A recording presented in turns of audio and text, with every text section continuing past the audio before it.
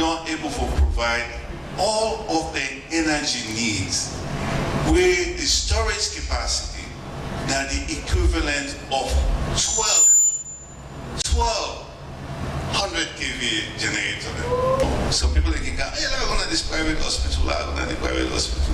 Go to a private hospital, let them take care of you on the private side. But if you really want good care, then you idea. Because now all these surgeons in there, see one of the topmost surgeons in the world within Ariana, it's still where now. Yeah? In there and our corners. The cardiologist in there, the pathologist in there, all of the experts in there. What you need for do now no more? Now for build the space and build the environment for them so that they will for do their work. That's what they do now. Identifying the significance of transformation in the health sector, Minister of Internal Affairs, Maury Lengo, emphasized the positive impact of health and well-being and the timely need to give respect to deceased loved ones. The structure now has modern equipment, including autopsy and forensic investigation machine, refrigerator to preserve corpses. 10 mortuary units have been distributed at 34 military hospital, police hospital, and McKinney Hospital, among others. Hospital staff were urged to always respect the dead while on duty. The initiative formed part of ongoing efforts by the University of Sierra Leone Teaching Hospital Complex to enhance service delivery and quality infrastructure within its network of facilities. Management of Connaught Hospital pledged to maintain the mortuary, giving citizens the best treatment they desire. For SLBC News, Cynthia Kama reporting.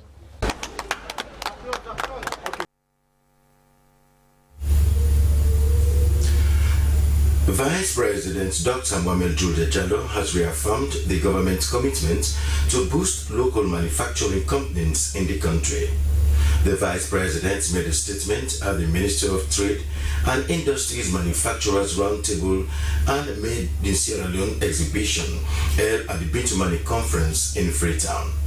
Esther Susanette Bassi witnessed the event and now reports.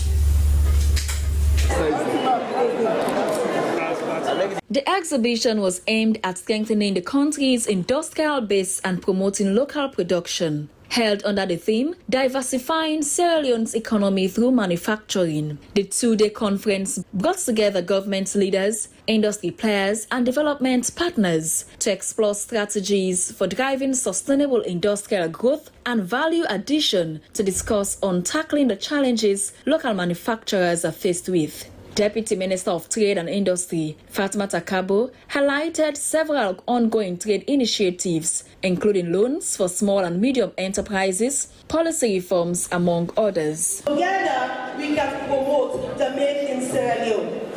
Honorable Alpha Ibrahim said, as another name today that I'm going to call him. We can now call him the minister that has stabilized the essential goods in the market. Sierra Leone, we all know that the price of West long order, we know that the oil, the fuel prices almost stabilized. Vice President Dr. Mohamed Julde Jallow reaffirmed the government's unwavering commitment to creating an enabling environment for trade, investment, and the production of locally made goods. He emphasized that local manufacturing remains central to Sierra Leone's economic diversification and job creation agenda. He said the government is determined to shift from an import-dependent economy to one capable of producing what is consumed, and manufacturing must be at the heart of the national transformation. Produce what they eat in this country.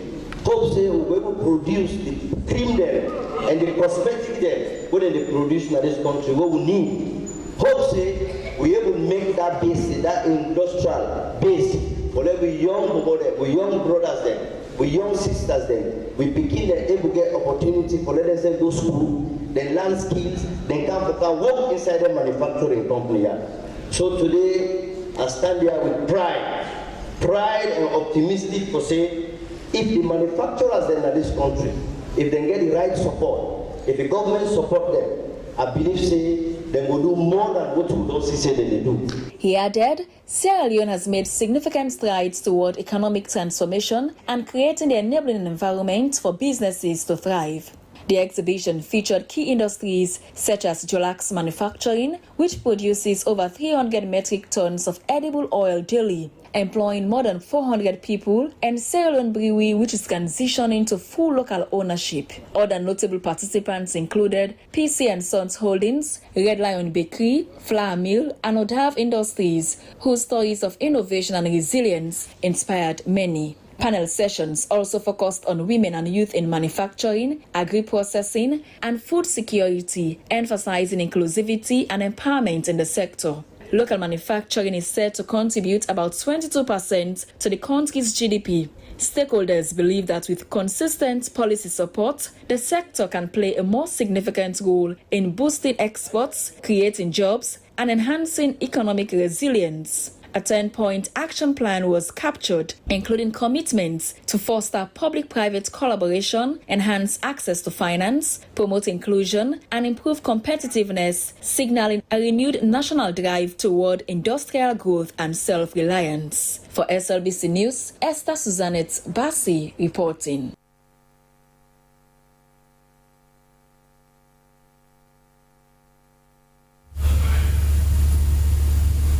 You are watching News Hour coming to you live from the Salem Broadcasting Corporation from Broadcasting House in Freetown. Our private internet service provider, AI Networks Limited, has provided free internet service for Model Secondary School for 1 year.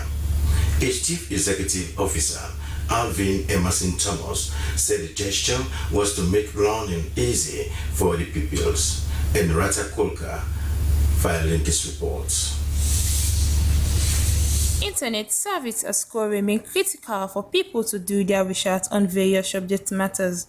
Before now, the Model Senior Secondary School never had facilities on its campus. The CEO of AI Network Limited, Elvin Emerson Thomas, said the facility will enhance both teaching and learning by giving teachers and people access to educational materials online. AI Networks, as the name implies, has to do with network connectivity. And it was born out of an idea, or rather a lack of connectivity in Syria.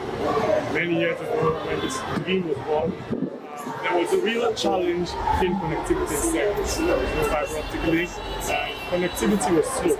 I was going to businesses, banks, and other public institutions, and every now and then there will be complaining of downtime, system down. So stand here today to be able to offer connectivity services, internet service to the government model secondary school. Creating an avenue in which young people can be able to access knowledge via the internet and also believe and access ways to become better versions of themselves. He added, the company has always been committed to support various institutions across the country in addressing network-related issues. So, the provision of internet service for an entire year to school was well received by the school authorities. Principal of Model Junior Secondary School, Juliet Hagar, described the suggestion as a great opportunity that will benefit both staff and pupils. He assured the company that the school will use the internet facility wisely to promote educational excellence. I can stand anywhere to brag that my school has internet facilities which will help us to do our entries, especially for the Beke and any work that is connected with the internet. We have the teachers to do their research also on the internet. And last but not the least, no more buying of data, which was creeping into our personal budgets. Head boy of Model School, Abdullah Jallo, lauded the benefactors and promised to make use of the internet in a responsible manner. I would like to extend our heartfelt gratitude for taking the time to visit us today. Your presence has truly enriched our learning environment. We appreciate the informative session on digital literacy career opportunities, and the impact of technology on our lives. We look forward to staying connected and exploring future collaborations. The organization was said to be a way of give back to society, especially the institution located within the neighborhood. For SLBC News, Eneta Korka reporting.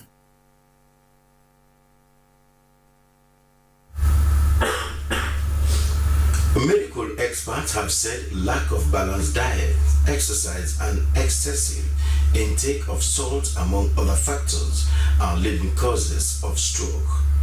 They made this statement during an awareness-raising ceremony in Freetown. Our intern reporter in Yalima Mosiri tells us more. Stroke, according to health experts, is a medical emergency that happens when blood flow to the brain is blocked or a vessel in the brain ruptures. Some of the symptoms of stroke are frequent headache, high blood pressure, weakness of arm and facial drop, and so on. In Sierra Leone, although an official data is yet to be published by WHO on the state of the condition, it appears from observation that some people, including old and the young, are slowly grappling with it. This year's theme, bringing stroke advocacy and awareness together to drive action on stroke, underscores the need for early recognition of symptoms and prompt medical response. It was also said that 43% of stroke survivors are breadwinners. According to the chairman of Stroke Association Sierra Leone, Eunice Cisse, engaging communities on the dangers of stroke and its effects into society was crucial. This year, not to death sentence.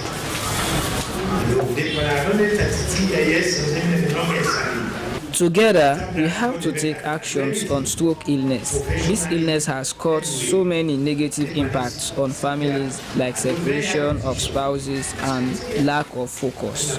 Representative, Ministry of Health, Dr. Abdul Jallo, said lack of exercise, balanced diet, and excess intake of salt, among other things, are major factors that lead to one of the developing stroke. He encouraged stroke survivors to maintain a healthy lifestyle using the FAST method. The early signs and symptoms, we must get pressure, we must feel something like back of the head, you get a continuous headache. Each and every survivor and diagnosed individual should follow the FAST rule. This means when there is facial drop, weakness of arms, and struggle of speech, one should immediately go to the hospital. When you hear that will go to hospital. A major sign of high blood pressure. Umuture, a caregiver of a survivor, told the gathering about her ordeals in attending to a stroke victim. After stroke, life after stroke, so I get to encourage. It was not easy for our family when my husband, the breadwinner of the family, was diagnosed with stroke. His illness brought chaos on us all, but now we're grateful that he had recovered to take care of the family. So I believe say we wait and caregivers and we get forgive we stroke survivors their life. The platform served as a reminder that timely medical intervention and increased medical awareness can save lives and help survivors live meaningfully after stroke. For SLBC News, Nyalima Mosiri reporting.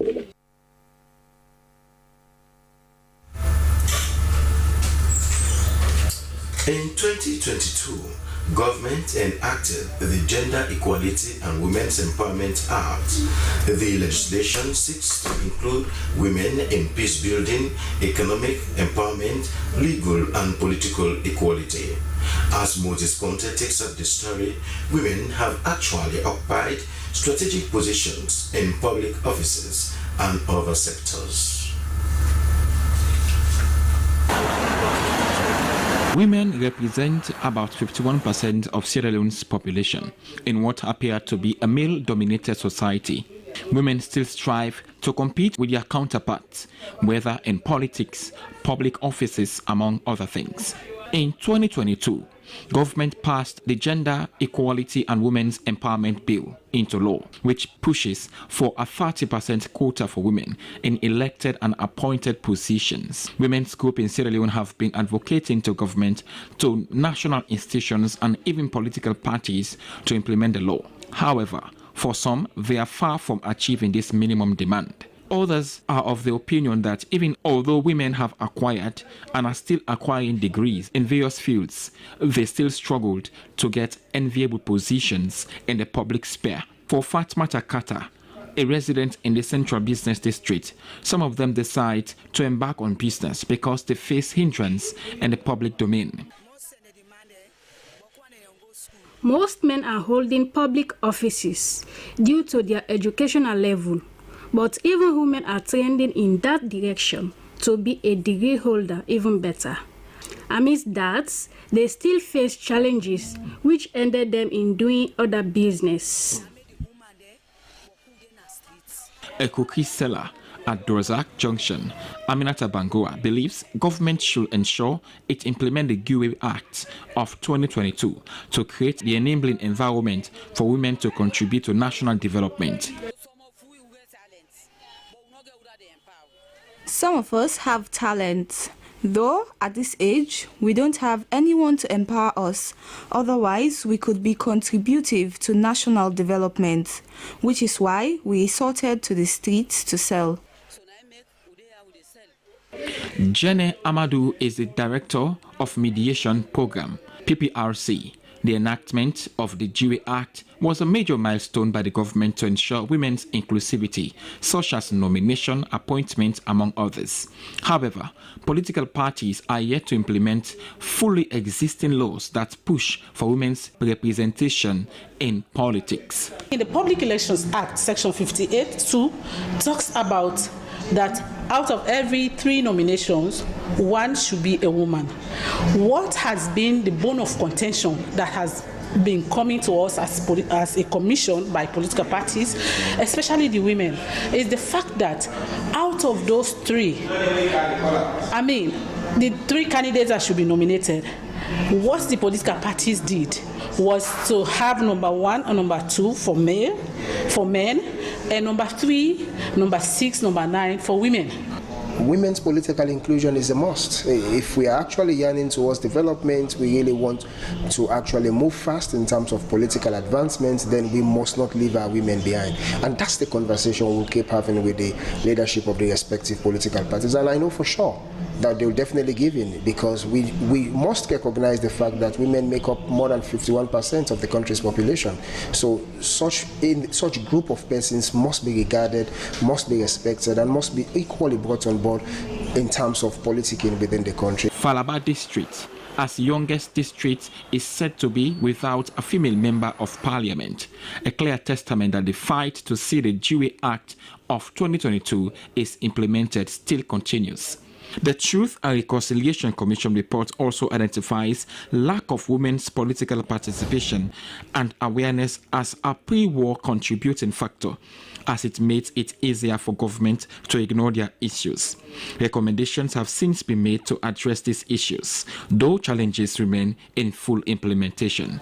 Until men see women as partners in development, to create the adequate space for them in governance, feminist groups and other human rights campaigners still have a lot to do to make the 30% quota for women a reality at all levels and sectors. Moses Conte, SLBC.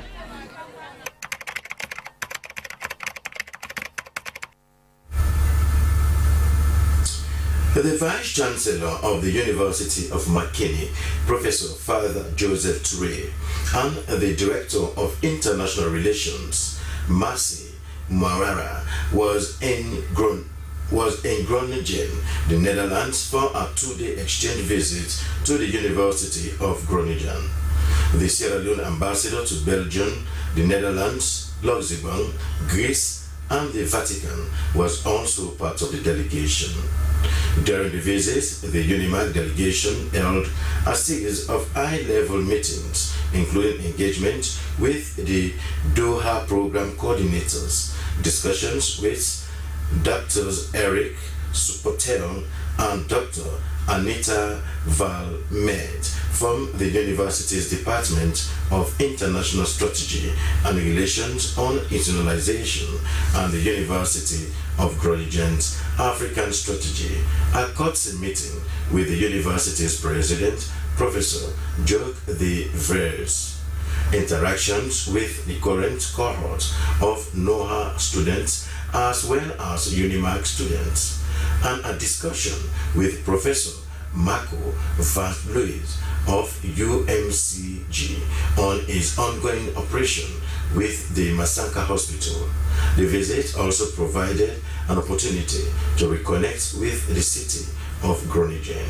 These engagements underscore the growing partnership between the University of Makeni and the University of Groningen, Netherlands, aimed at strengthening academic cooperation, research, collaboration, and exchange opportunities.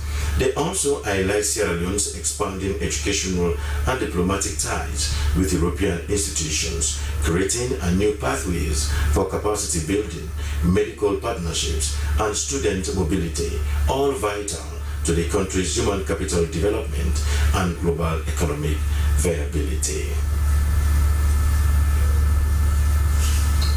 This is Nizar coming to you live from the Southern Broadcasting Corporation from Freetown.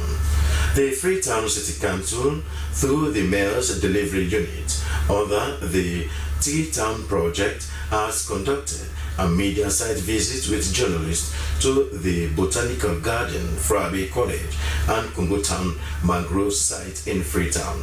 The visit aimed to give media practitioners first-hand insight into the progress, condition, and impacts of trees planted under the city's flagship environmental restoration initiative. Jonathan Turner went along and compiled these reports. During the site visit, journalists observed 3 planting activities and interacted with project officers, community volunteers, and ecosystem monitors who shared updates on tree growth, digital tracking, and survival rates. Data captured that since the launch of the project in 2020, the project has planted and digitally tracked over 1 million trees across 13 catchment areas, achieving an impressive 82% survival rate for trees planted in 2020 and 2021, and a 62% survival rate for those planted in 2023 and 2024. Tree and mangrove planting efforts were strategically targeted with 60% aimed at protecting water sources and coastal areas, 30% providing shade and neighborhood greenery, and 10% supporting slope stability in landslide-prone areas. We're doing this is to prevent disasters and also to protect our water source. When you plant trees, you stabilize the slope. When you plant mangroves, because here we're planting mangroves, this is where the fish breed. We now have lots of challenges. Fish is expensive. During certain times you don't have any fish because now the fish they're going out further and further because they don't have a place to breed, and so we're actually decreasing the fish stock in our waters by what we're doing. So planting the mangroves helps to restore that, and that really is key because that's what we eat. That's our primary protein that we get. Currently in its second phase, 2024 to 2028, the campaign plans to plant an additional 5 million trees, shrubs, and grasses, including 275,000 mangroves across 3 key coastal communities. The project aims to increase tree and vegetation covered by 50% by 2028. The initiative uses an innovative, community-based, and digitally tracked approach to plant, grow, and monitor trees, bushes, grasses, and mangroves across Freetown's vulnerable areas, and decreasing deforestation, mitigating community risks, and building a greener, safer, and more sustainable Freetown for generations to come. The engagement forms part of the Mayor Delivery Unit's transparency and accountability efforts to showcase Freetown's ongoing green transformation. For SLBC News, Jonathan Turner reporting.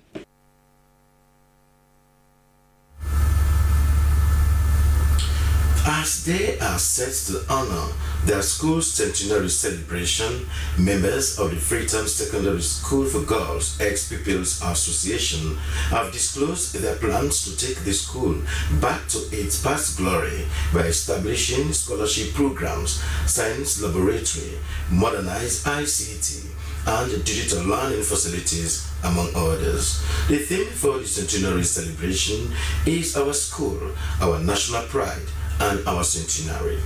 Suleiman Babatue takes up the story.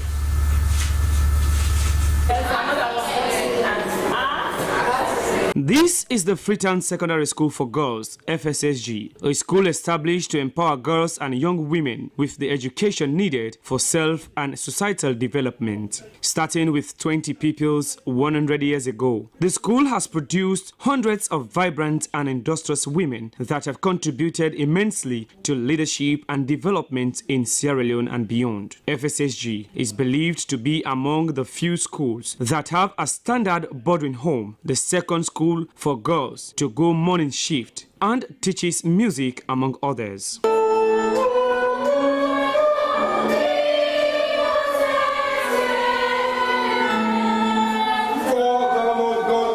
As its centenary celebration approaches, the chairperson of the school's ex-People's Centenary Committee, Matilda Hughes, said their plan was to transform and enhance facilities, support with scholarships, STEM and home economics programs, and strengthening global alumni networks. She said the centenary would help galvanize support for the next 100 years, producing leaders, innovators, and change agents in Sierra Leone. Let me inform you all that this centenary is not only a celebration of history, it's an invitation to invest in the next century of girl child education and leadership in Sierra Leone.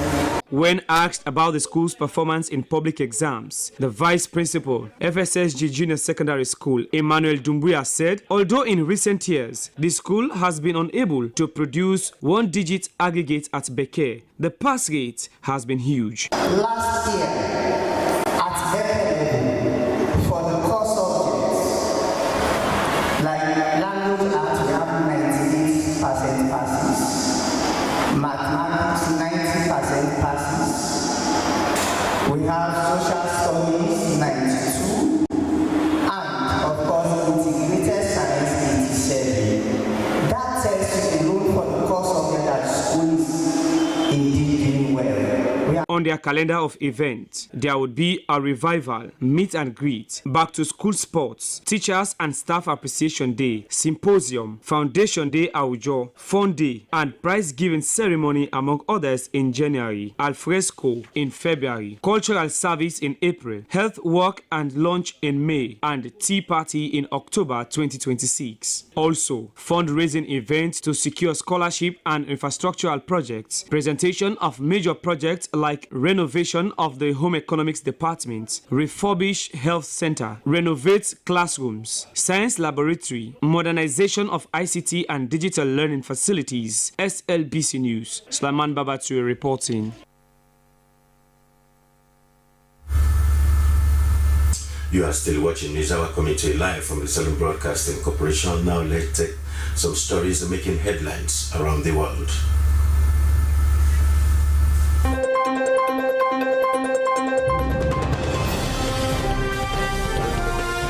Welcome to the international news. The U.S. government shutdown has entered its fifth week and there is no clear end in sight. With Democrats and Republicans deadlocked over passing a spending plan that would reopen federal agencies, millions of Americans are feeling economic pain that could soon grow worse. The fiscal fight means millions of Americans may not receive food aid, thousands of troops could have to work without pay, and millions may go without heat. People enrolled in SNAP have been stockpiling food and visiting aid organizations as they wait for the impasse to lift on Capitol Hill. Half the states and the District of Columbia have sued President Donald Trump's administration over the food aid freeze. The federal government distributes SNAP benefits through programs run by the states. Some states, such as Virginia, have said they will be able to make up for any lack of funds in November, but others, like Massachusetts, have said they can't cover the shortfall. Fresh protests have broken out in Tanzania major cities a day after elections marred by clashes between opposition supporters and the police. Gunfire was heard in the northern city of Muzwana, while clashes broke out in the capital Dodoma and in the main city Dar es Salaam, which is under heavy security with major roads blocked.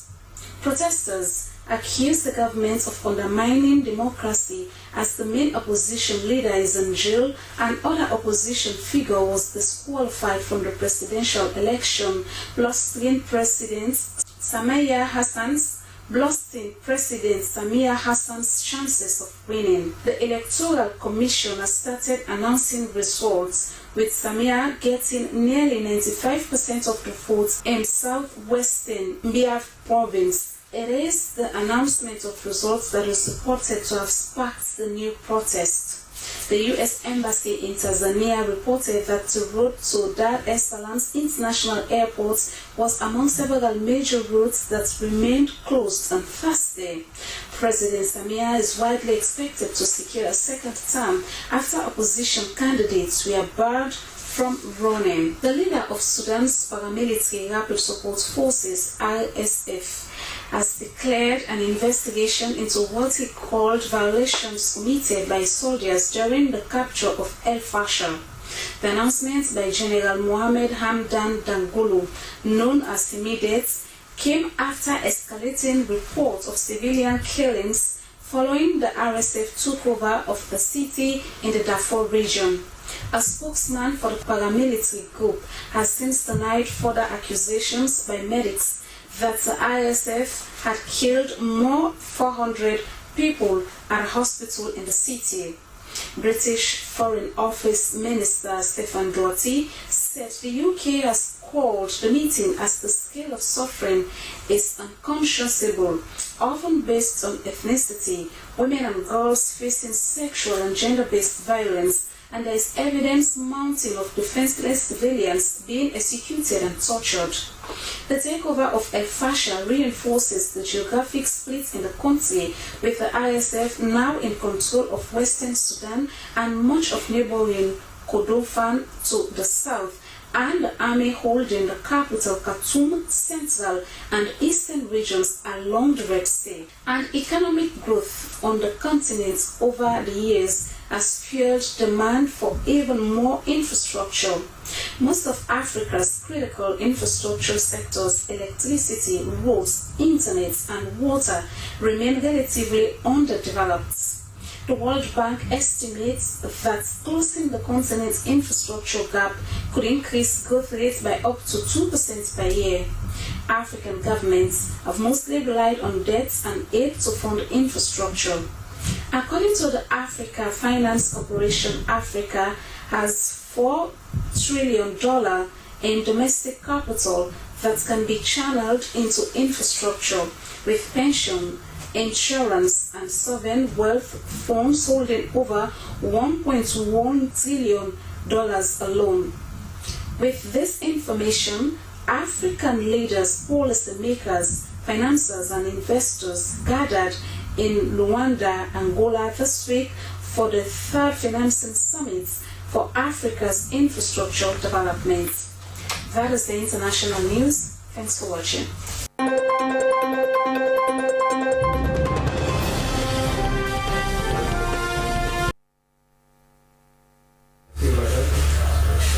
Well, many thanks to Yamata Fafana for that latest update on the international news. Well, all that we have for you in this edition of News Hour. But first, to end the news, the main point again. President Julius Maada Bio has reaffirmed his government's commitment to youth recovery and public health during a visit to the Kush Rehabilitation Center in Hastings. The move was part of a national effort to combat substance abuse and restore hope to affected communities. The Western Area Rural District Council has met with key stakeholders to discuss strategies for eradicating kush and other harmful drugs within the districts. The move was taken following increase in consumption of the drug in their locality. And after undergoing proper renovation and refurbishment Connaught Mortuary is finally open. The facility now has modern equipment to give dignity and respect to the dead. The Minister of Health, Dr. Austin Denby, described the refurbished facility as part of the ongoing transformation at the main referral hospital. Well, all that we have for you for this morning. Continue to be a public broadcaster, the SLBC, and up next is your program, Good Morning Sierra Leone, with Frances Bernard and team. Continue to be a public broadcaster, but viewers, as you start your day's work, you should be safe, okay, and continue to view your public broadcaster, SLBC. Goodbye.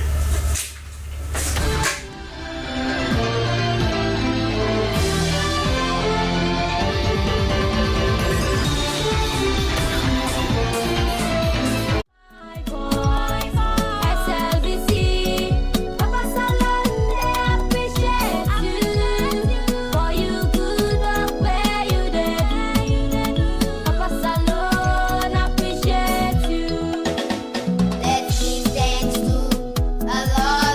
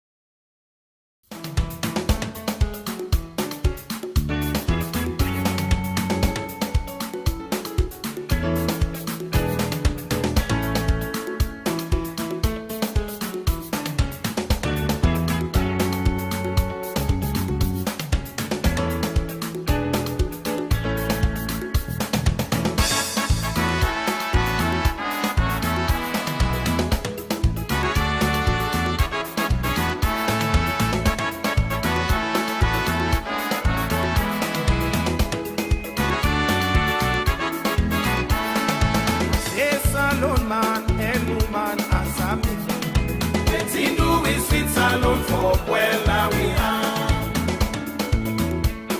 I say salon man and woman as a me. Waiting we sweet salon for well now we are. Waiting do we sweet salon for well. Waiting do we sweet salon for well. I say salon man and woman as a me. Waiting do we sweet salon for well now we are. I say salon man and woman as a me. Waiting do we sweet salon for well now we are. Where we get we gold, where we get we diamond, where we get we iron or wife for well we. Where we get we rutile, where we get we bauxite. Fish in the water plenty, wife for well we oh. I say salon man and woman as a me. Waiting do we sweet salon for well now we are. I say salon man and woman as a me. Waiting do we sweet salon for well now we are. If petrol day, lights day na the whole country. Motoka they run up and no wife for well we. If parents get food pay, pikin go school. If teacher get good pay, pikin then go land. I say salon man and woman as a me. Waiting do we sweet salon for well now we are. I say salon man and woman as a me. Waiting do we sweet salon for well now we are. Waiting do we sweet salon for well. Waiting do we sweet salon for well.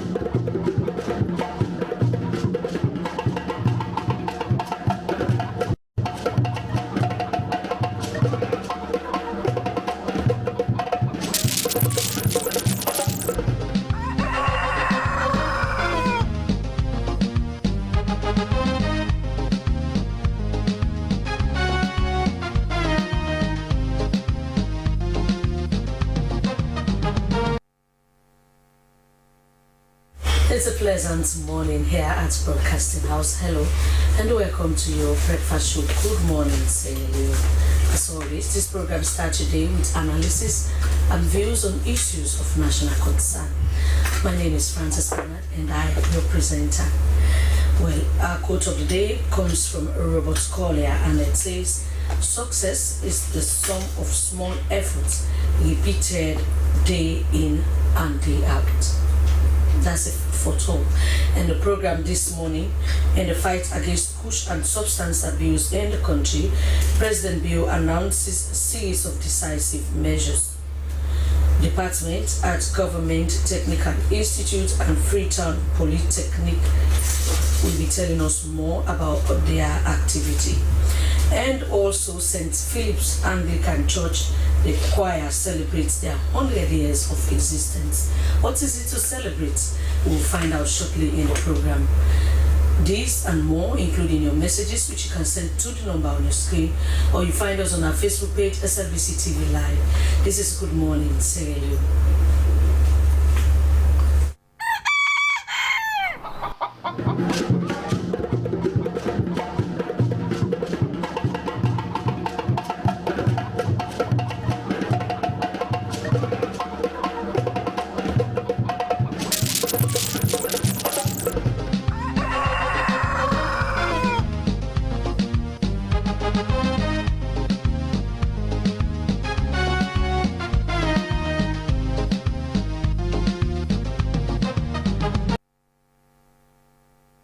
This is Good Morning, Sierra Leone. You are invited to participate. Send your questions, comments, and views to the number on your screen, or you go to our Facebook page, SLBC TV Live. You follow the program and also on all other social media handles. Following President Julius Bio's visit to the Kush Rehabilitation Facility at Hastings on Thursday, 30th October, a high-level stakeholders meeting was convened from State House in Freetown. During the meeting, the President announced a series of decisive measures aimed at intensifying the national fight against deadly drug kush. Among these measures, in the strict enforcement of existing laws to eradicate kush from Sierra Leone once and for all. The President also called on every citizen to unite in this critical national effort to safeguard the future of the country's young people. We now bring you excerpts from President Bio's address during the high-level stakeholders meeting on the fight against kush held at State House in Freetown. We discovered that this product was not created here in Sierra Leone. Data has shown that all the chemicals are imported into this country. This was not just a public health emergency. This was and remains a national crisis of identity, of hope, and of future. I could not and would not stand by why chemicals imported into this country consume the lives of our youth, who make up over 70% of Sierra Leonean population. Faced with this crisis, we did not wait. We acted.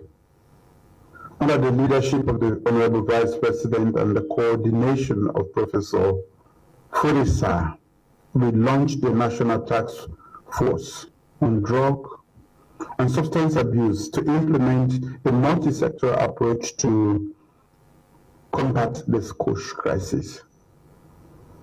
Although Professor Sa will shortly provide us with a comprehensive overview of the progress made, let me share some key highlights of what have been accomplished so far. In terms of treatment and expansion, we have increased treatment beds from 50 in Freetown to 312 beds nationwide, a staggering increase of 524%. Health workforce, 1,247 frontline workers, including nurses, CHOs, social workers, and peer counselors, have all been trained in addition to care and mental health. In light of your valuable contributions and the urgent need to strengthen and accelerate our response, I therefore announce today the following decisive measures. First, a special fund dedicated solely to supporting the 5 pillars of our fight against Kush shall be established. This fund will ensure that our strategies from prevention, care and treatment, social support, law enforcement to community engagement are backed by sustained flow of resources to fight against Kush. Second, to bring swift justice to those who exploit and destroy lives through drug and substance abuse. A special court shall be created, a special security unit drawing from personnel from both the Operation Support Division of the Sierra Leone Police and the Republic of Sierra Leone Armed Forces. They shall intensify full-scale raids targeting drug peddling hotspots within our communities and effecting on-the-spot arrest, seizures aimed at dismantling the networks that profit from this disastrous scourge. But beyond measures, we Sierra Leoneans have a fight on our hand, and this is a fight that requires heart and unity from every citizen and every sector. It demands parents recognizing the warning signs and acting swiftly. Teachers watch attentively over our students. Communities protect one another vigilantly. Religious leaders promote messages of healing, not stigma. Businesses extend opportunities through internship and jobs for those in recovery. Development partners deepen their support. The judiciary holds traffickers and dealers accountable.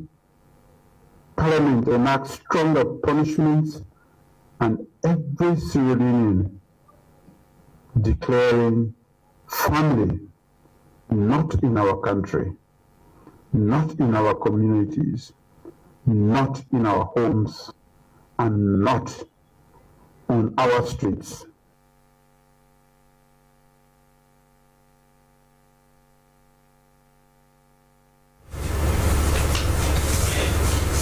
President Julius Madam, you're speaking at the high-level stakeholders meeting at State House in Freetown.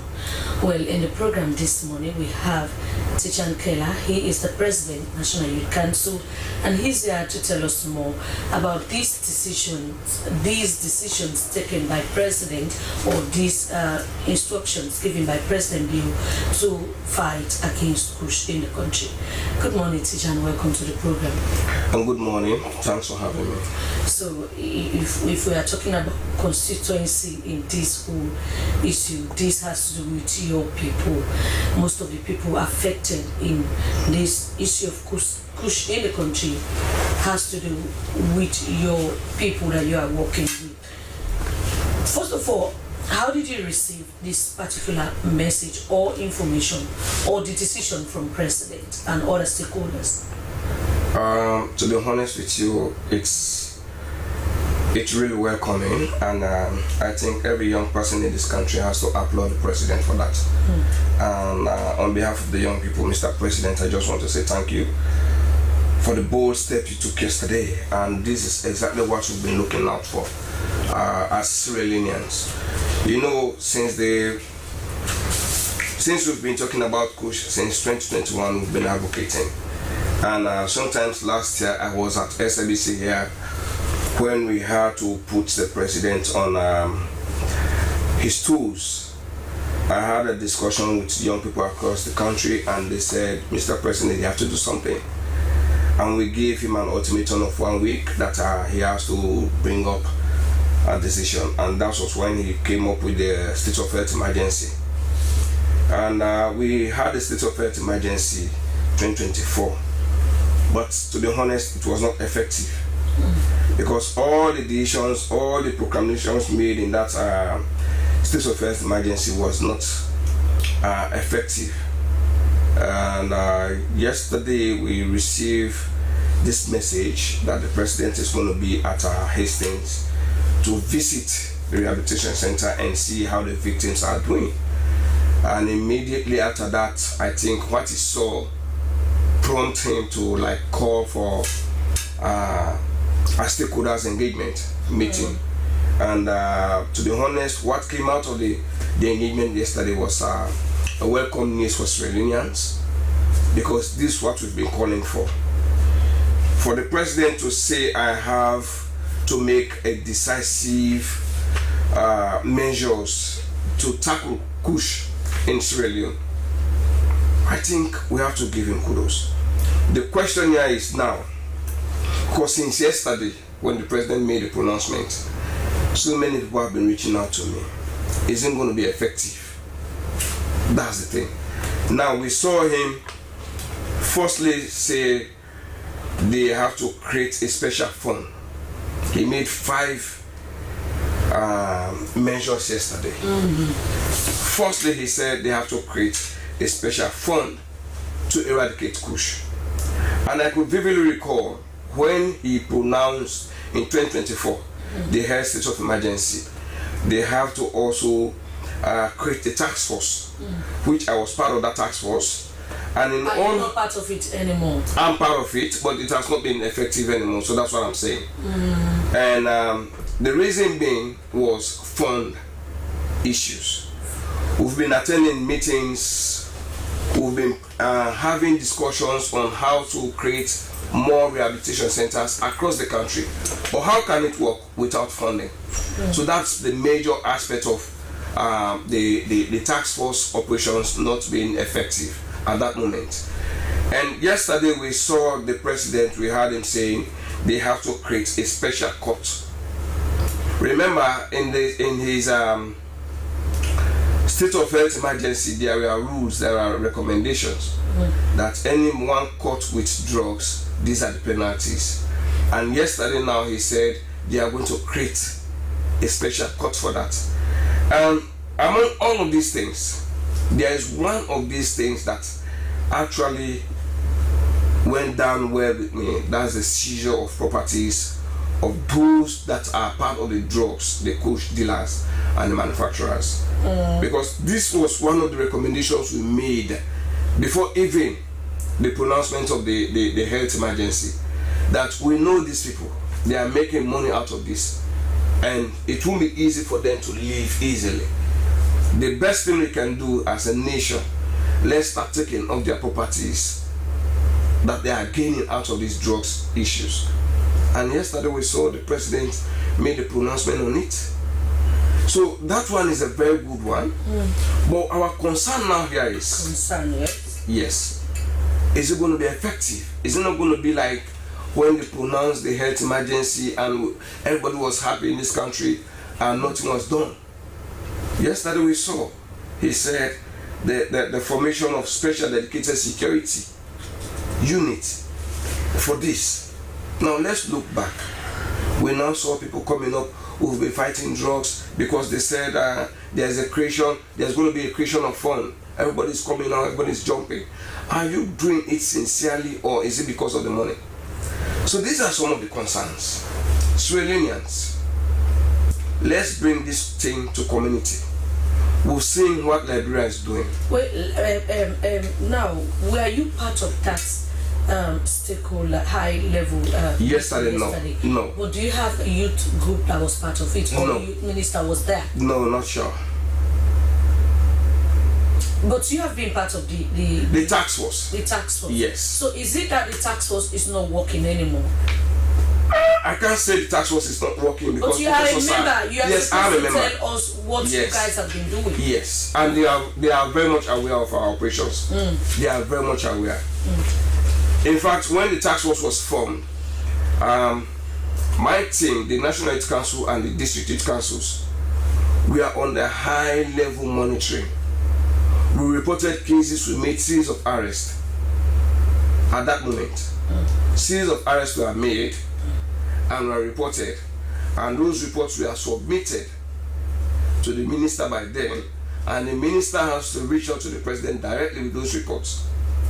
So the youth councils were there. In fact, we made some arrests in Tongo, Kono. In fact, we were the ones making those reports that were saying that in Kono, the High Court judge in Kono, was it the judge or made some sentence, magistrate made some sentence. It was our arrest. We made series of arrests, we made series of reports during that time. The only thing that frustrated us at that time was when we were doing some of the arrests and we saw the same people back in our communities. That was the concern. So, teacher, now that you are not too sure whether the decisions taken by president will be effective, not because the president is not effective, but because of the people that will be involved in this whole issue, and how even the community people will accept some of these decisions. What do you think should be done? The president made a high-level meeting yesterday, and that meeting was for the stakeholders. Right. Now, he made it very clear that he wants the community to take actions. Mr. President, you had a meeting yesterday with the stakeholders. For this thing to be effective, we are calling you as well as the president of this nation to engage the people of this country. Make a statement. Besides the engagement yesterday, address the nation. We want you to address the nation that will give confidence to the community people to be taking actions. The reason being, before this time, community people started taking actions. And we saw their actions were going in vain. We made an arrest at Juba. We brought this individual to police station Lumley. And by the time the people get back to Juba, the guy was behind them and he was bragging that you think you can do yours. I will tell you, I own the police, I have money. So for the people of this country to have confidence in what you said yesterday, you've made a very good decision, you made a very good pronouncement. But for us as young people, I know what I'm saying. When you made, Mr. President, when you made the state of health emergency, I also ordered or discussed with my guys. We are all over, making arrests all over. And there was a particular guy in Tongo who went and threatened my guys that if he ever sees these guys closer to his territory, he will start killing them. Yes. So we are afraid of even making reports anymore. So the only thing that can give Sierra Leoneans the courage to go into action full is we are calling on His Excellency the President to address the nation on this. Give people the confidence. Give us, the young people, the confidence. The reason I'm saying this, sometimes back we started making these reports and the police were telling us we have not seen any evidence against them. But guess what? The community people knows these guys. They know them. They are living with them. So you don't need to bank on evidence on having kush with the individual before arresting. We know them. But if again, I tell you, if you come to my house, if I'm accused of being a kush dealer, and you come to my house, you could not find any evidence of kush in my house, you don't need to arrest me. And that has been the problem. Let me tell you something. Why do you think I should be arrested? Good. Let me tell you something. Drug dealers, they are very much smart and very much clever. I won't be staying here and dealing drugs here. Their residence is not their business place. That's the first thing the police or the security agencies need to know. Their residence is not their business place. They stay here, they do business outside. But you being with them in the communities, we know them. Like for example, the community I used to be in every day, number 9 community, Babadori area, we know them. They know them already. You don't need to tell me that this guy is not part of the drug dealing. So now, Tijan, this begs the question: what are citizens doing for their country? Because this is a decision coming from the president. Yes. Every one of us have been calling on him. We need President Leo to make a statement, to take a decision. Now the statement is out. Now what you're saying has nothing to do with the president, because he has the political will, but you have people that are supposed to execute some of these decisions taken by the president. But these are the same people compromising the situation that we find ourselves in. What should be done in that area? Even when he announced that he is instituting security. Yes.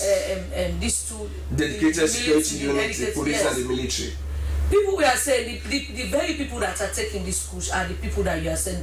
Then who should we believe and who are we to trust now? So I'm just coming from the morning coffee unit on the radio, and I also said it there that the president needs to form a unit that only reports to him directly. Yes. Report to him directly, nobody else. Because we have the police, we have the military, we have every other sectors, NDLA is there. But who do we believe? And that is what we are now asking, Mr. President, create a unit that only reports to you on this issue. All right, Tijan, continue to stay with us. He is Tijan Keller. He is the president of National Youth Council. Continue to stay with us.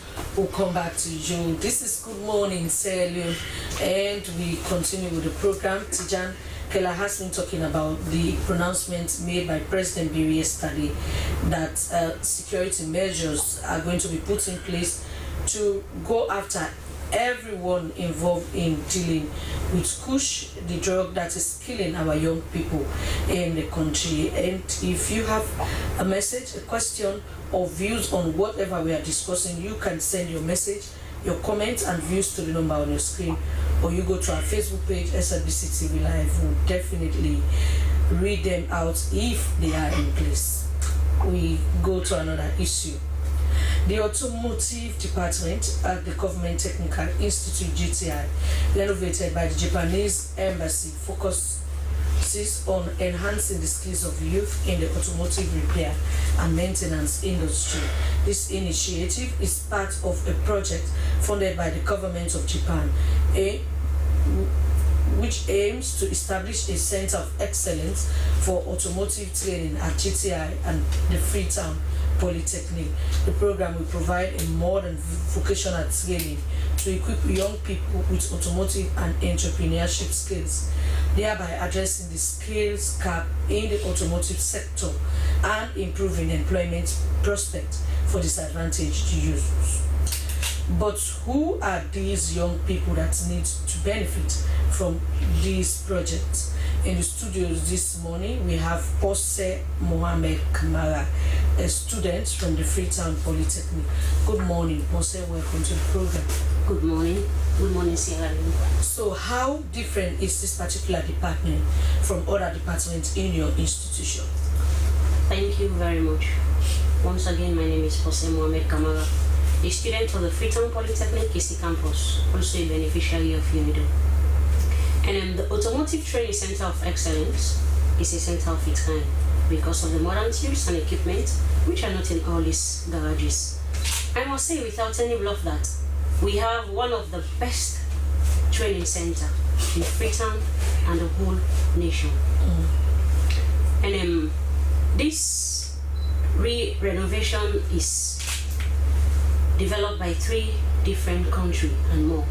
The Japanese people, from Kenya, and also from UNIDO, Freetown Polytechnic. All thanks to the government of Sierra Leone for this great opportunity, because I am a beneficiary of this program, and we have a conducive environment, the classrooms, and not talking about the equipment, because we have standard tools and equipment which make work easier for us, because at first the old perception when we want to track vehicles like wheel alignment, we use rope, but that was then. For now, the Freetown Polytechnic offer the best services you ever think of in automotive department. And we have a good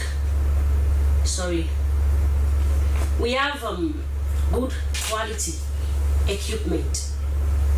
They are from Kenya, Ghana, China, and we have a good lecturers, per se the trainers, which are very equipped. They have been in 4 to 5 different countries to go and acquire knowledge for us, from Kenya, Ghana, China, South Africa, etc., etc. So now, let's talk about what are the requirements for one to be part of this training that you are going through. Well, the requirement in WAS is 4 list for you to be part of this program. Okay, so you said you have the best equipment in without any bluff, ma. So let's talk about how many students are we talking about in this particular department? Well, we have more than 200 students, which the program give out free trainings to. I am part of that program as well. So the question is, you are asking, the requirement is 5 was or 4? Yes. But you have people who are very brilliant, but they cannot make it to that level to get the 5 words. And if you go into technicality, they really know what they are doing. But with that requirement, that keeps them away from going to that institution. No, and do you guys have a concession for those kind of? Yes. We have concession for those kind of people because there are 5 different levels. So it depends to your education on the ground and the idea you have to the job. Then maybe you can go start to level 1, because we have 5 different levels before ever they can certify you. Okay, Posse, continue to stay with us. We'll come back to you. You have to explain to us some of the techniques used at the Freetown Polytechnic that is giving you this confidence for you to say you are one of the best in the country. This is Good Morning Sierra Leone, where we now go for a short commercial break, and when we come back, the program continues. As a mother of the house, whenever I want to prepare palm soup, there's no need pounding palm fruit. All I need is Nkulenu's Ghana's original palm soup base. My soup is done, and its preparation, it is not difficult at all. Nkulenu palm soup base, it's easily done with no difficulties. Just take few ladles and your soup is done. And its flavor, it's amazing. This is Nkulenu's Ghana's original palm soup base. And this is Nkulenu's Ghana's original spiced palm soup base. Iron fruit and turkey berries are naturally added. Also available brown gold natural cocoa powder, sunny gold brown sugar, neat fufu flour, shito, pisa, and moringa. All available at Nyami Ado Enterprise, 1 Lower Waterloo Street, Freetown. Nkulenu palm soup base. Ghanaian original taste.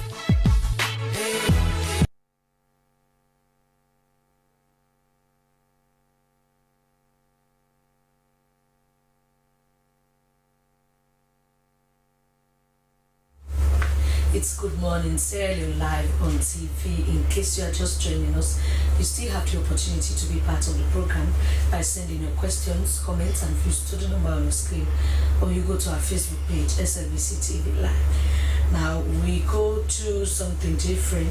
As the St. Philip's Anglican Church Choir will be celebrating their centenary Choir Day celebration with the theme, Let Everything That Has Breath Praise the Lord. Well, 100 years of existence. What is it to celebrate about? Well, in the studios with us we have Victor Sawyer. He is the Assistant Secretary of the St. Philip's Anglican Choir. Good morning, Mr. Sawyer. Welcome to the program. Good morning and good morning, listeners. So it's 100 years. This is not a child's play. 100 years of existence, 100 years of singing, 100 years of praising the Lord. Let's know, what is it to celebrate?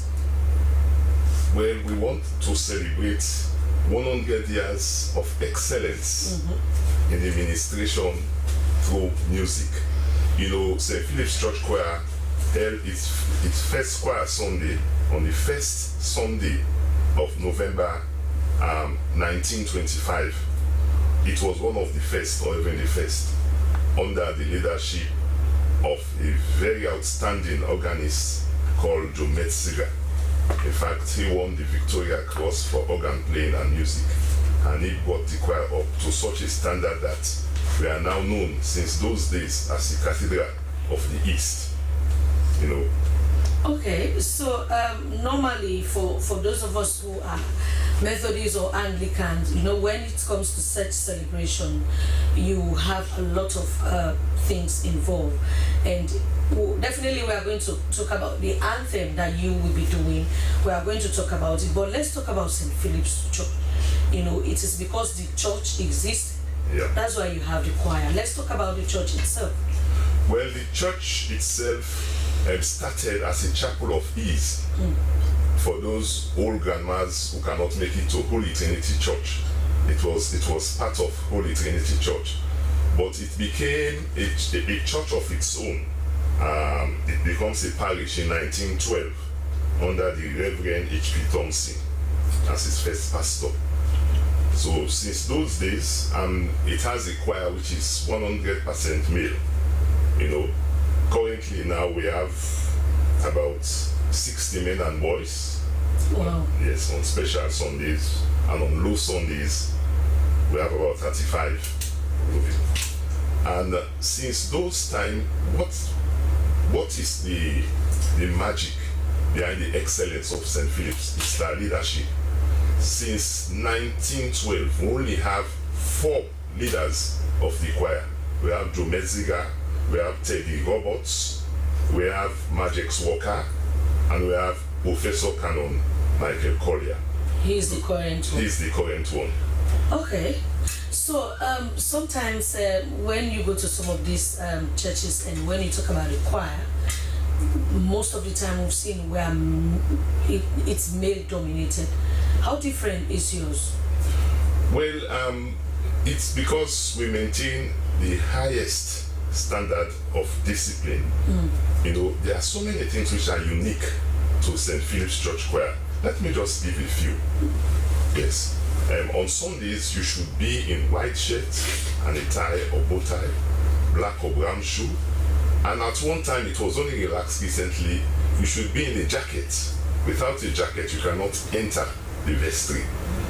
Then, on normal choir practice days, you don't use slippers, plastic slippers. You leave them down and you go barefoot. So boys with slippers go barefoot. Of course, we look at the type of haircut. Then there is a lot of emphasis on general comportment during church service, even during choir practice and sessions. When for funerals, if we hope and process to the cemetery, all of us process back to the church where we sing the grace before taking off our robes. And it was like that even during my own time. I became a member in 1974. That is 51 years ago. You know, of those years, it was St. Philip's Church that was the first church to become an affiliate of the Royal School of Church Music in May 1950. And it was a church that organizes the director of the Royal School of Church Music, Sir Knight, who came and taught the choir how to use a new psalter. Okay. You know, after that, other choirs started catching up. Okay, so with all what you've said, maybe you're one of the first churches to establish the what we are talking about today. Yeah. Let's talk about the impact you've created, not only within the Anglican Church, but other denominations, if I could say so, other branches. You have the Methodist, you have the Catholic, you have the Pentecostal. Let's talk about your relationship with these other churches. Very, very cordial. At one time, we have so many organists that we actually lend our organists outside. We have Majes Walker, who was the organist at Gibraltar Church. We have SS Scott, who was the organist at the Roman Catholic Church around its the junction, like St. Martin's. St. Martin's, yes. We have others playing at the other Anglican churches. So there is this belief that, or this perception that the Anglican Church relates more with the Methodist Church because more or less you have the same way of worship. Is that true? Well, more or less true, but at one time, some of our choristers were even participating in the choir festivals of St. Martin's Church at Blackwell Road. So you also have that relationship with other churches? Yes, we do. Okay. And of course with All Saints Church, some of our choristers. Okay, definitely you are going to, before the end of this program, you are going to give us a taste of what people will be getting the day for your celebration. We'll come back to you, Victor Sawyer, Assistant Secretary for the St. Philip's Anglican Church Choir. Continue to stay with us, we'll come back to you. Now we go back to you, teacher. You know, the issue of people acting or owning up to issues of national concern has been one of the biggest challenge we have in our country, because we just feel everything has to do with government. Yes, government have to provide the conducive environment. However, community people also need to own up to some of these issues we are talking about. And now you are talking about the police. We are talking about people being arrested, taken to the police station, and just after a few minutes or so, they are being released and to go back to the same community to continue to cause the same problem. As a youth organization, have you been talking with the head of the police or some of the security sectors? Because the name of the police, particularly police, has not been good in this fight against push. To be honest, we've been in discussions. I'm always in touch with the media team and others, top officials in the police. Our concern here is they will always tell you we don't see evidence.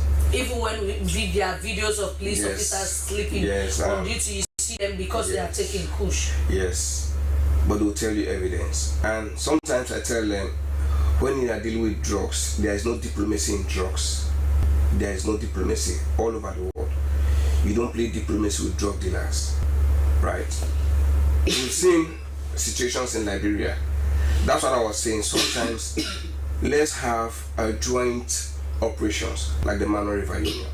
Go to Liberia and see what they are doing there.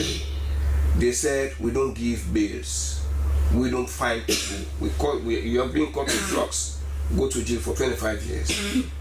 That is no explanation, no discussion on that. And now we've seen the community people taking actions. They tell the president, Mr. President, we know our people, we know our communities, we know the drug dealers there. You can't be everywhere. The NDLA in Liberia is more powerful like our military here. They have the laws to arrest, they have the laws to monitor, they have the laws to raid, they have all those powers. And ours do not even have vehicles. No, we don't have. How many officials are we having in the law enforcement? NDLA. Yeah. I think 12 officials all over the country, 12 personnel. What can they do? I've advocated for this for a long time now. Somebody's just sending me a message that, Mr. President, you are trying. We've been on this, even though it's too late. But I just told him, yes, it's not too late. We can do more, right? We can do better. We can actually do better if we are having the support. The community can do better if they are having the support from the government. And that's what I'm saying here, that we need His Excellency the President to address the nation, giving the people the confidence to go into actions. Mr. President, you need to do that for Sierra Leoneans. Because as we speak now, most of the questions are coming are regarding to effectiveness. How effective is the law enforcement going to be in this? How efficient? We are talking about Sierra Leone. Can we have the police, the military, man everywhere? No. They need the support of the community people. The community people need to inform them. Where we need support from the police and the military, or the task force, the force, the special force the president is talking about creating. I saw a number yesterday, somebody sent me a number. It's 900. That number can be reached out on all networks and report drug-related issues. They've brought out a number yesterday already, which is very good. But my concern here was yesterday, is this number going to be effective? Is this number going to be efficient? Because we have call centers in this country, you can call them for the rest of the day, nobody respond. How effective is that going to be? How effective is this pronouncement yesterday by the president going to be? And that is why as a council, as young people, we are calling. We want to actually help government. We've been doing it. We did it. But our confidence was knocked down. It was nailed down. And we want His Excellency, Your Excellency, we are calling that you address the nation on this. Instill the confidence in Sierra Leoneans again. That this time around, what you are saying, you mean what you are saying. And you are going to look out. And our recommendation to you, Your Excellency, create that unit that only reports to you. Why are you insisting on this? Do you think that the people that are normally assigned by president to go to some of this unit that you are talking about have not been reporting the correct issue? Sometimes it's influenced. Sometimes we have, let me say, this is the reality.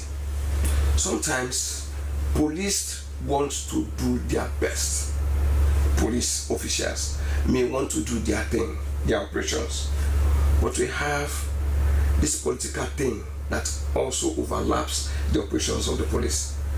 You know what I mean? Okay, let's call. I've been arrested, please let me talk to the official. Bam, bam, bam, this, then that. That is done. So that's what we are saying. This one should be non-political. We need that structure that only reports to His Excellency the President. They don't report to any other person. Maybe that can help this fight. All right, Jan, continue to stay with us. We go back to you, Pose. Now, I was asking that you have young people. Since we want to close that gap, that you have a lot of people who have their own way of doing things, but they don't have that requirement that you are asking for. Do you have a special unit that deals with them? Yes. Okay, so let's go through. We have the foundation unit. We are the illiterate ones, the lower level ones, and the rest of the others can enroll themselves, practice, and with practical work as well, practice till then they can go to the level step by step. Level 1, level 2, level 3, level 4, 5, then they can be certified by NCTV. Okay, so how long is this going to last? Well, for now, I don't know, because I don't have more details about that one. But I hope this will last forever, because the Government Technical Institute, Freetown Polytechnic, will do that one for us as a youth. And then I just want to call all the youth of Sierra Leone, more especially girls, to empower themselves. You know, you need to add value in your life. Doing skill job, you need to be versatile, and you need to be competent, perseverance, effort. I hope this one is enough for the youth, because I see many girls doing unnecessary things out there that are not necessary. As a girl child, they say when you empower the girl child, you empower the nation. They need to fight harder. It's really pity for Sierra Leone girls. They don't want to be hardworking. All right, thank you very much, Jose, a student from the Freetown Polytechnic. Now let me go to you back, Mr. Sawyer. You know, your anthem for this celebration is achieved is the glorious walk. Yes, how is it going to be like? I've been to choir day celebrations where, of course, your special rendition is Handel's Coronation. This is one of those that everyone who has been following the Anglican or the Methodist Church will always love to be where this one is being you've been performing this. So let's talk about it. Okay, first of all, I start with a choir motto, which is taken from 1 Corinthians 14:15. It said, I will sing with the Spirit and with the understanding also. The Spirit is to evangelize, with the understanding to do things, to do things properly with excellence. Okay, for a century, the choir of St. Philip's has stood as pillar of sacred music, blending devotion with artistry and tradition with inspiration. Its voices have filled the sanctuary with majestic works of Handel, Haydn, Mendelssohn, Mozart, bringing to life some of the most glorious pages of choral history. That is what we are going to do now. From Samson and the creation, these are all big pieces. Israel in Egypt, Esther, St. Paul, Saul, Hymn of Praise, Mass in B flat, which was our first anthem in 1925. Solomon, Messiah, Judas Maccabeus. These are but a few among the many great works the choir has presented through the years. But generation after generation, choristers have carried this torch, voices joining in harmony, hearts united in faith, all to the greater praise of God.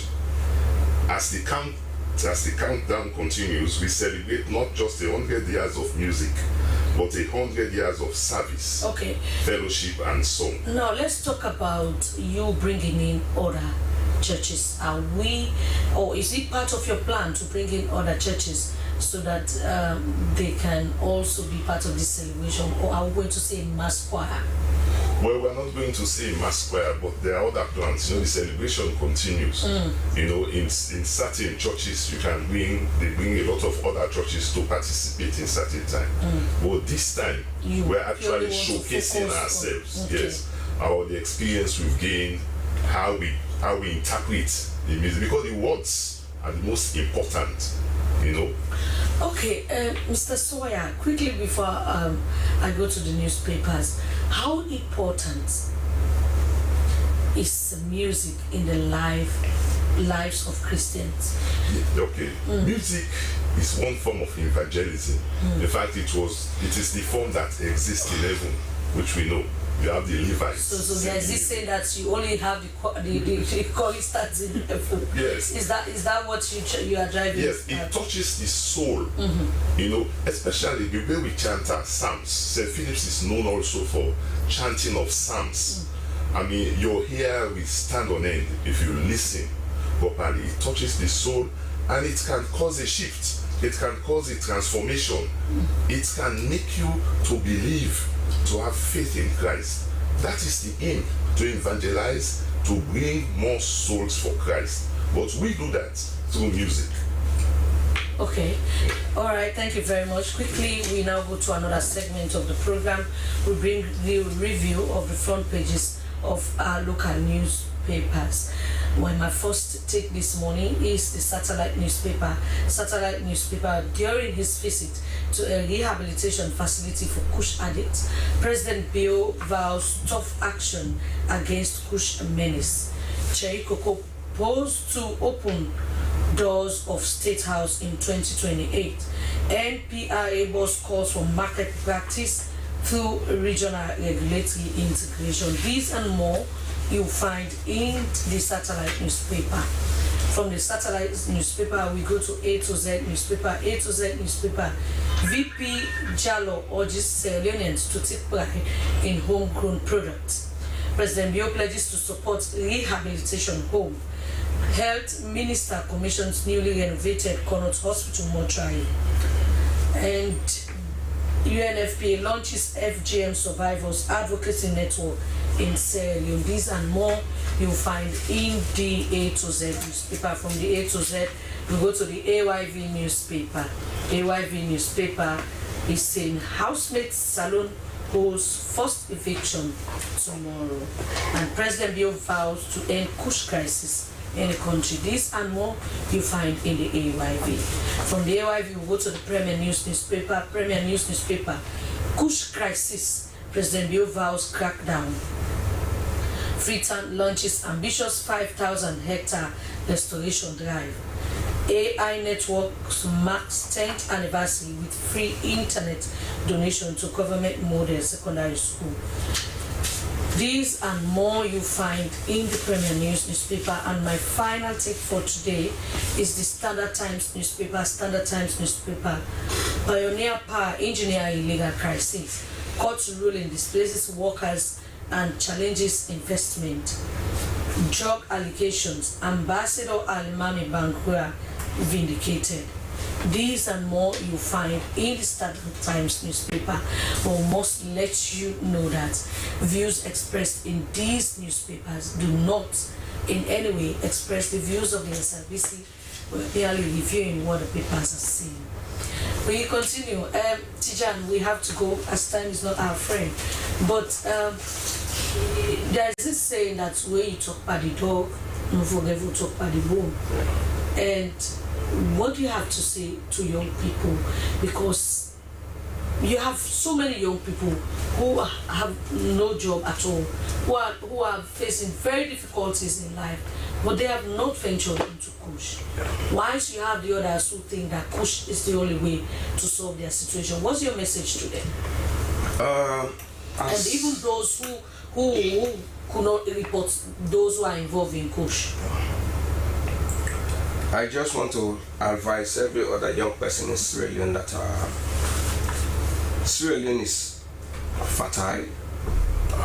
Sierra Leone is for Sierra Leoneans, and Sierra Leone needs our support as young people. My advice here today to the young people: drug is not a solution. Drug only destroys or kills young people.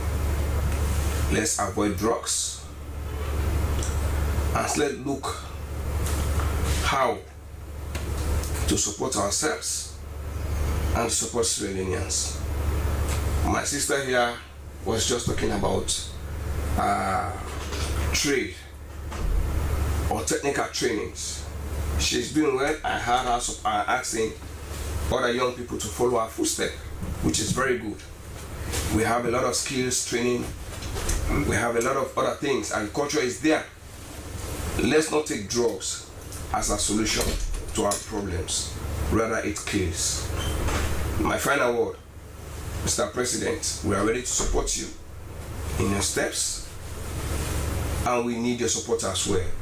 Make a pronouncement, address the nation, and we'll follow your footsteps. Thank you very much for yesterday. All right, thank you, Tijan. Now, Posse, you have some other girls or some other women who think, because I don't have a job, you have a lot of young girls taking Kush now. You see them every now and then involved in this issue of prostitution. Some feel without having a white-collar job, their life, that's the end of their life. But you are there asking for young people to go to gain technical trainings. What's your message to these young girls? I just want to give them courage. In life, there is many ups and downs, but you don't follow. Not anything in life you follow. At times, make decision yourself. Be your own self-motivator. Be your own self-inspire. All right. Thank you very much. And lest I forget, we also have 4 brand new Toyota vehicles just for training purpose, sponsored by the people of Japan. And also our curriculum is very simple: 30-70. 30% theory, 70% practical. I think that's enough to be. All right, thank you very much. She is Pose Mohammed Kamara, and she is a student from the Freetown Polytechnic. Now we go to you, Mr. Sawyer. I'm deliberately coming to you to be the last person because we want to hear something. We want to get an idea of what we'll be hearing on Sunday. Which part do you sing in the choir? Oh, the bass. Bass part. So we want something from you. Yes, of course. We are inviting all of you, my listeners, to come and listen to certain things, words which will touch your souls. In fact, the young people too, we are inviting everybody because Ecclesiastes chapter 12 says, remember now thy Creator in the days of thy youth. Go to church, be a member of the choir, listen to music. It will help you in these trying times. All right, so we want to end with you to give us, even if it's a 1 second sound that that will motivate us to go to your church on Sunday. Whatever song you want to do. Let thy heart be strengthened. Okay. Go ahead. Let thy light be strengthened. Let thy mind be strengthened. Thank you very much. He is Victor Sawyer and he is Assistant Secretary for St. Philip's Anglican Choir as they'll be celebrating their centenary celebration. If you have time, I ask you to go there and be part of it. I'll definitely be there. Well, this is how we bring the curtain down for today's edition of the program Good Morning Sailor and this week's edition of the program. But quickly, a reminder of our quote of the day, which is from Robert Collier, and it says, success is the sum of small efforts repeated day in and day out. Many thanks to my guest, Tijan Keller from the National Youth Council, Pose Mohammed Kamara from the Freetown Polytechnic, and also Victor Sawyer from the St. Philip's Church. My name is Frances Bernard and my producer has been William Wise. Have a lovely and wonderful weekend and please stay out of push. Good morning.